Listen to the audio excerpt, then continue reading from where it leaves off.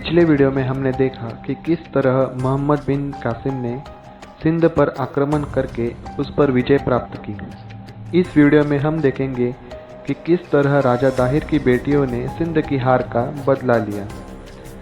युद्ध में जीत के बाद मोहम्मद बिन कासिम ने राजा दाहिर की दो बेटियां यानी सूर्य देवी और पिरमिला देवी को खलीफा के पास भेज दिया। खलीफा बिन अब्दुल मलिक ने दोनों बेटियों को कुछ दिन आराम करने के बाद उनको हरम में ले जाने का आदेश दिया। एक रात दोनों को खलीफा के हरम में बुलाया गया। खलीफा ने अपने एक अधिकारी को हुक्म दिया कि वो मालूम करके बताए कि दोनों में से कौन सी बेटी बड़ी है। इस पर राजा दाहिर की बड़ी बेटी ने अपना नाम सूर्य देवी बताया और उसने चेहरे से जैसे नकाब हटाया तो खलीफा उनकी खूबसूरती देखकर दंग रह गए और उनको अपनी तरफ खींचा।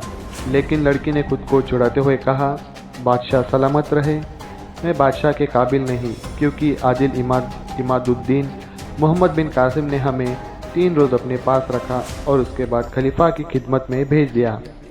शायद आपका दस्तूर कुछ ऐसा है, बादशाहों के लिए यह बदनामी जायज़ नहीं।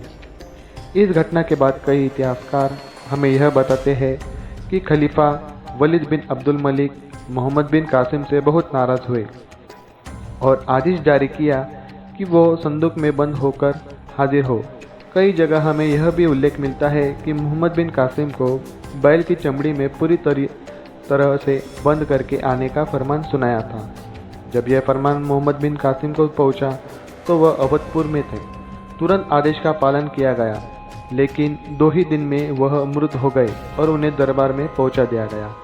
कुछ इतिहासकारों का मानना है कि राजा दाहिर की बेटियों ने इस तरह अपना बदला लिया, मगर कई इतिहासकार चचनामा को पूरी तरह सत्य किताब नहीं मानते। उनका कहना है कि वह सुनी सुनाई बातों पर लिखी गई है। मोहम्मद बिन कासिम की मृत्यु पर ईरानी इतिहासकार बलाजोरी कहते हैं कि कहानी कुछ अलग थी। नया खलीफा वलीद बिन अब्दुल मलिक हज्जाज का दुश्मन था और उसने हज्जाज के सभी सगे संबंधियों को सताया।